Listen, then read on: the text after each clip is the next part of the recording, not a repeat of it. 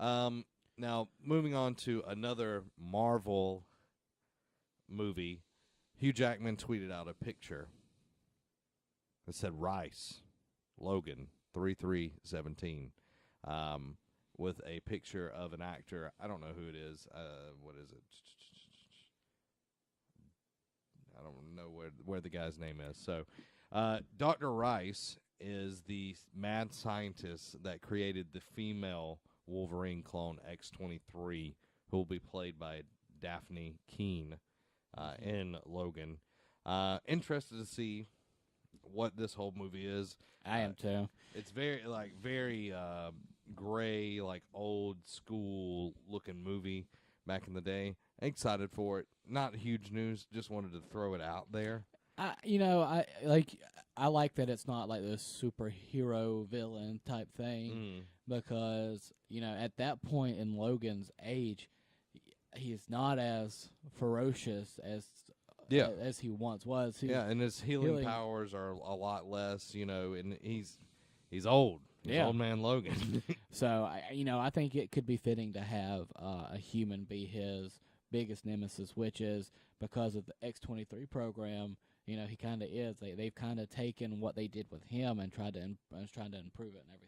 Yeah, so it'll be interesting to see what they do with this because this is rated R. So this is a rated R film. Since it doesn't have Wolverine tied to it in the name, they might take a little bit more liberties with the violence than they have.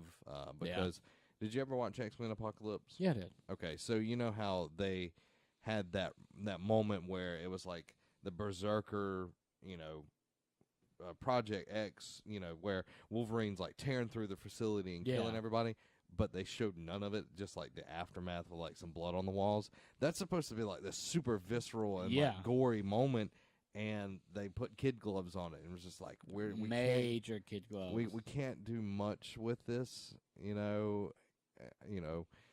I'm hoping that they were like, okay, this is the last time Hugh Jackman's getting to be Wolverine. Let's make this what it should be. Let's make it this just down and dirty slug I want to see blood splatter. Yeah.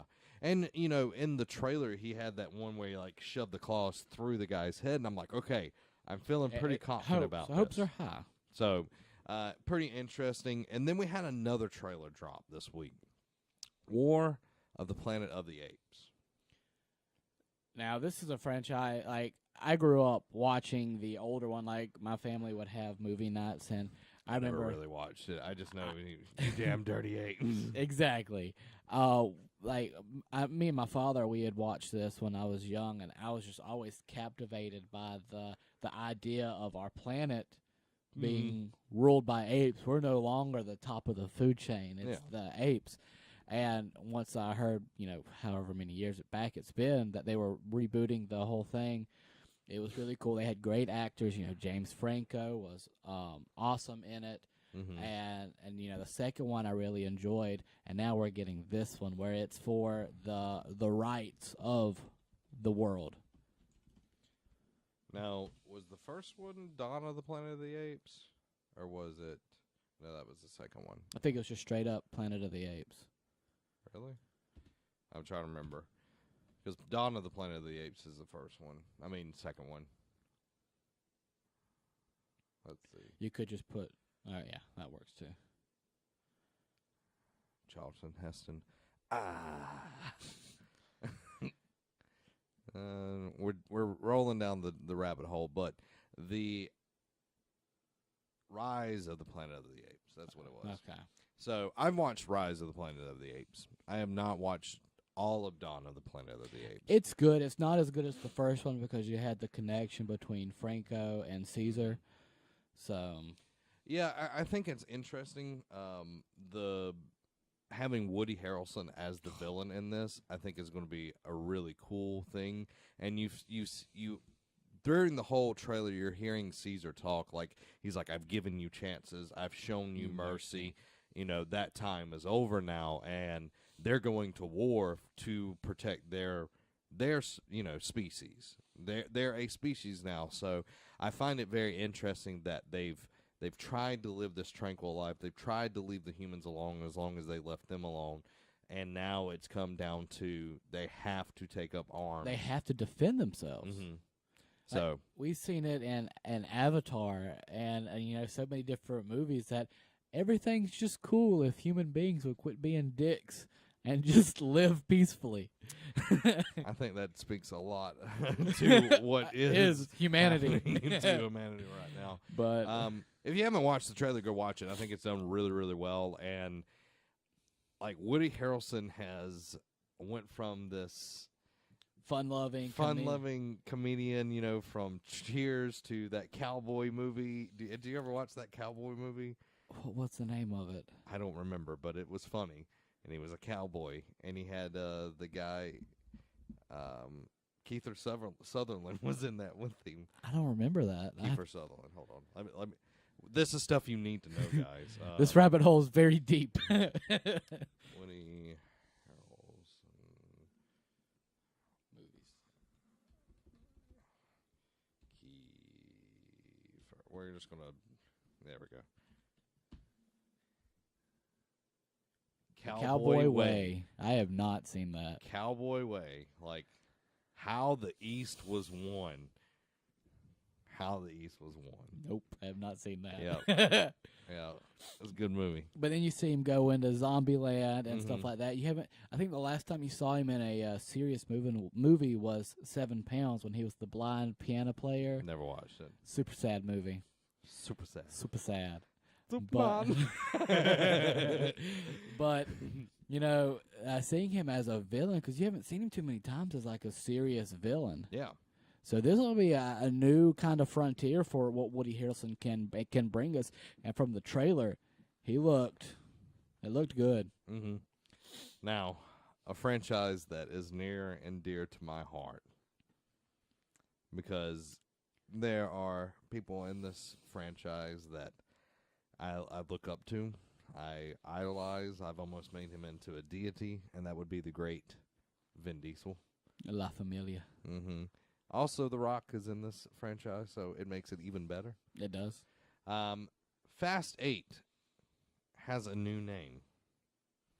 This comes from IGN. The fate of the 8th Fast and Furious film title has changed shortly before the release of the film's first trailer. Fast 8, as the film has previously been referred to, as well as Furious 8 and F8 on social media, is officially titled The Fate of the Furious. Just a little disclaimer for all the new people in the Nerd Cave. Like, I think the first time you guys were here, Zach read everything perfectly. That's not a normal occurrence on the Nerd Cave. We stumble every now and then, but we find our way. What are you supposed to do when you fall? You're supposed to get back up again. Pick yourself back up. Master Bruce. The title was revealed in a 15-second trailer that you can check out online. The title change is in line with frequently alternating. See, there we go. You had to jinx me. I hate you. Frequently alternating names of the franchise, which now includes The Fast and the Furious, Too Fast, Too Furious, The Fast and the Furious Tokyo Drift, Fast and Furious, Fast 5, Fast and Furious 6, also referred to as Furious 6, Fast and Furious 7, referred to in the film as Furious 7, and now The Fate of the Furious. The first trailer of The Fate of the Furious will be broadcasting live December 11th, as we're recording that today. Rock Johnson, Vin Diesel, The Rock Johnson, not Dwayne, just The Rock Johnson. Michelle Rodriguez, Tyrese Gibson, Ludacris, and more will be making their way on here. Charlize Theron will play the villain in the film, while Oscar winner Helen Mirren is. They're trying to legitimize this thing. I know. Like, I was really worried about this one because, this is the 8th installment of this great franchise. And it's the first of the next trilogy. Yeah. I was very worried, but, they're bringing in some...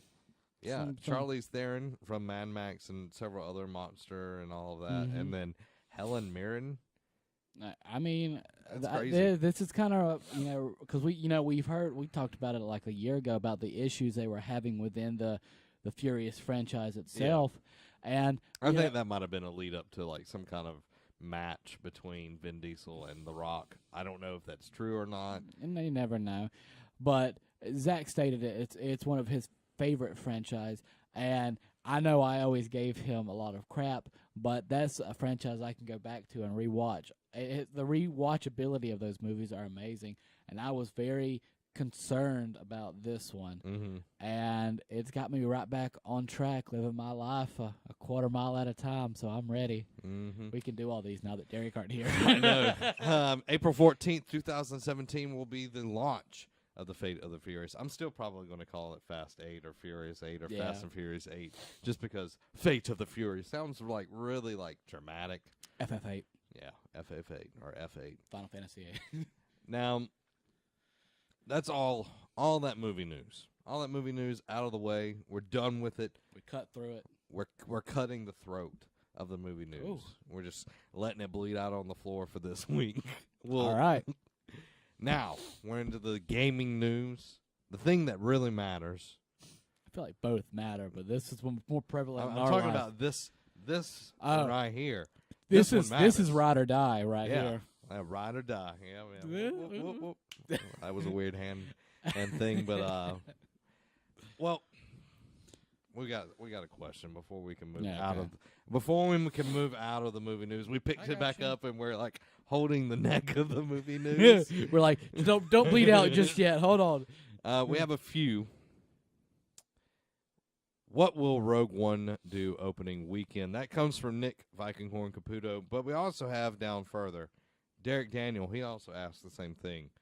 While I doubt Rogue One will do Force Awakens numbers wise at the box office, what should our expectations be for the first one-off they're doing in between the number installments? Do you think it will be worth the money rise and to do the one-offs down the road?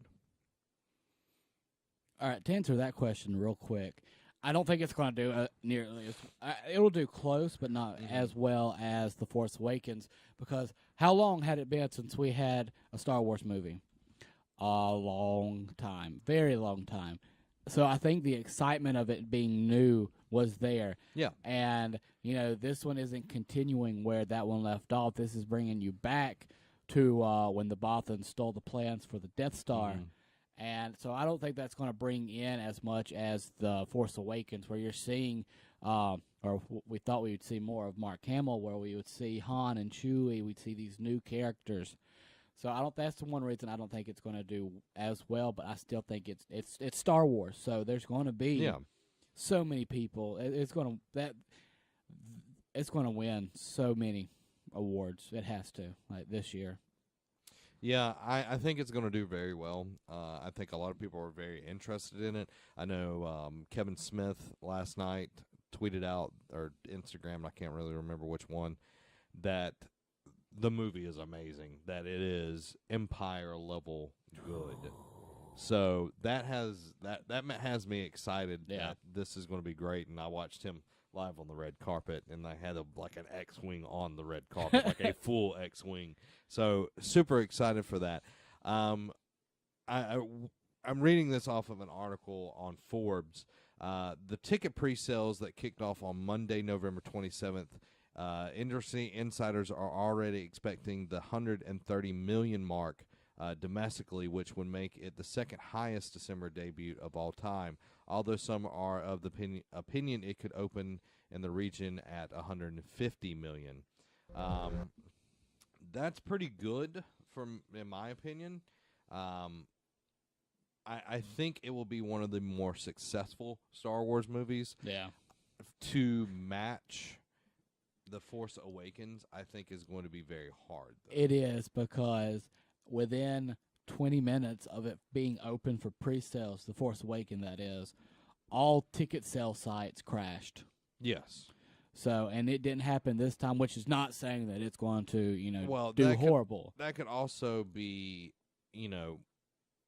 people actually building their infrastructure better. They're like during that time, because people are like, people don't really, they do pre-sales, but not. And then Star Wars came and they're like, oh dear God, what has happened? Yeah.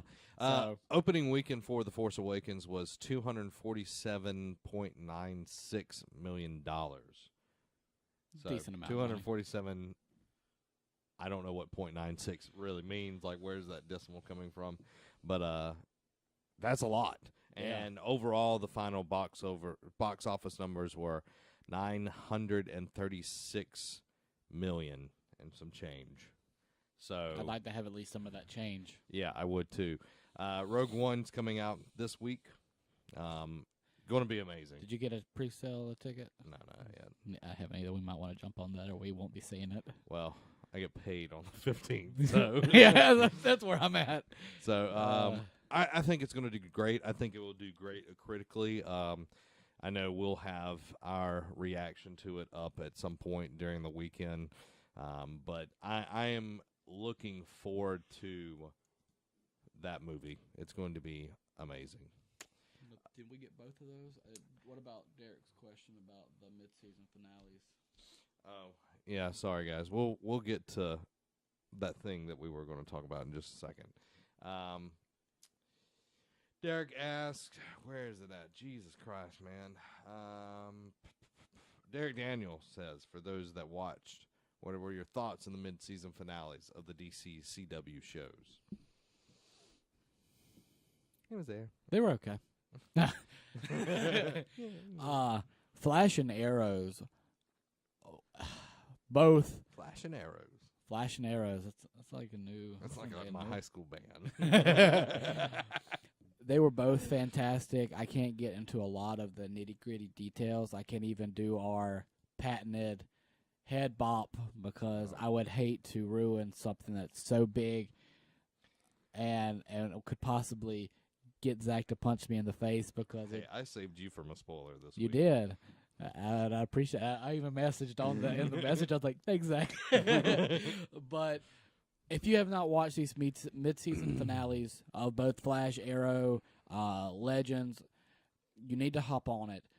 They're bringing, especially Legends, they brought in some characters that's bringing a group of villains together under a super cool name. Legion of Doom. Yes. Yeah. Good catch. But I saw it on IGN earlier. Okay. I was like, I didn't give that away. But anyway, Arrow and Flash both had some really big things happening in it. If you have not caught up, I would work as hard as you can to get caught up because especially the crossover and then after the week after the crossover we had the mid-season finale. Oh my God. Like I couldn't even think of what happened. Like we were messaging on our Facebook chat and I had a chat going on with my brother, especially Arrows. It opened up a world. A massive world of possibilities. And I kept sending messages to Trevor telling him about all these different ideas that had popped up in my head. He's like, Robbie, stop. He's like, my brain is not comprehending anything. He's like, you need to just stop, let me soak it in, and then tell me. I'm like, I'm just so excited. I was like, I don't know how else to do this. But, me and Derek, and I can't remember the other guy. I think his name was Caleb Palmer. No, Caleb something. We have a Caleb. I think he went to Troy. I'm not sure. Caleb Palmer is the one that went to Troy.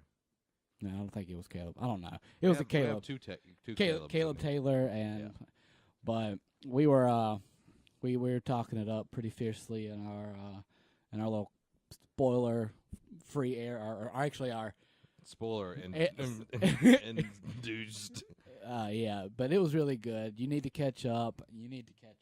Don't tell me what to do.